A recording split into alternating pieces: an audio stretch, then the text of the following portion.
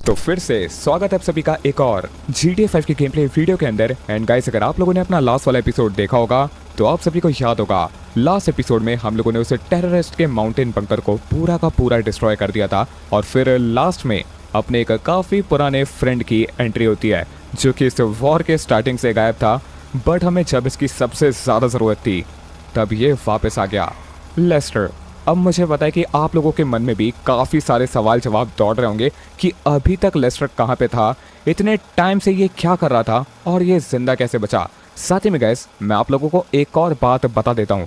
जब वो बंकर पे वॉर हुआ था और जब से हमें लेस्टर मिला है उस टाइम को 1 हफ्ते से ज़्यादा हो चुका है। अब एग्जैक्टली इस 1 हफ्ते में मैंने और लेस्टर ने क्या करा, टेंशन मत लो, आपको आपके सारे सवालों के जवाब मिलने वाले हैं। बट उससे पहले हमेशा की तरह मैं चाहता हूं कि आप लोग जल्दी से इस वीडियो को लाइक कर दो, क्योंकि आज के भी एपिसोड का लाइक टारगेट है पूरे के पूरे 18,000 लाइक का। तो फटाफट से जाकर लाइक के बटन को तोड़ दो, और अगर मेरे वीडियोस को पहली बार देख रहे हो तो याद से चैनल को सब्सक्राइब कर लेना। सबसे पहला सवाल कि लेस्टर एग्जैक्टली अभी तक कहाँ पर था।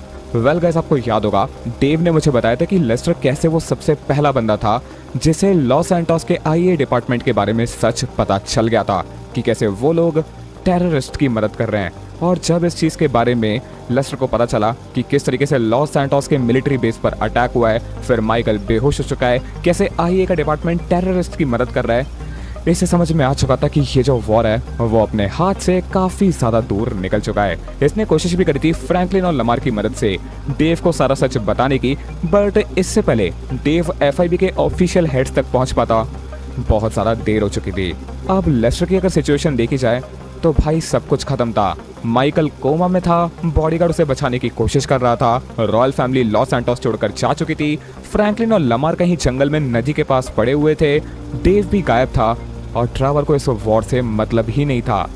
तो उसने डिसाइड कर लिया था कि अब अगर एक लौती उम्मीद बची है तो वो है माइकल के होश आने की, और इसलिए लेस्टर गाइस अंडरग्राउंड हो गया था। इसने काफ़ी सारे डेटा सेंटर्स वगैरह में जाने की कोशिश करी, जहां पर भी इसे थोड़ी बहुत इलेक्ट्रिसिटी मिली इसने वो ली, थोड़े बहुत जनरेटर्स लिए, बट हाँ, ये वॉर के ऊपर शुरुआत से ही नजर रख रहा था।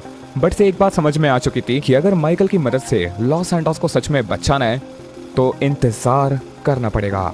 जैसे अपने बॉडीगार्ड ने एक बहुत लंबा इंतजार करा था, बिल्कुल वैसे ही गाइस लेस्टर शुरुआत से माइकल के होश में आने का इंतजार कर रहा था। इसे पता था कि आज नहीं तो कल माइकल होश में आएगा, और जब माइकल होश में आएगा तो पूरा लॉस सैंटोस धीरे धीरे रिकवर होने की एक नई पॉसिबिलिटी को जन्म देगा। और एग्जैक्टली देखा जाए तो सब